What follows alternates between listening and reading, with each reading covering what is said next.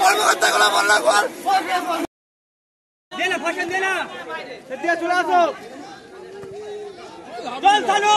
চালু চালু they play গোল আটকে যাও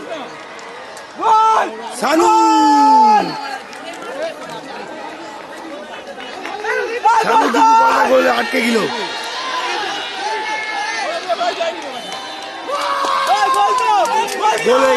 গেল গোল হয়ে গেল সম্ভবত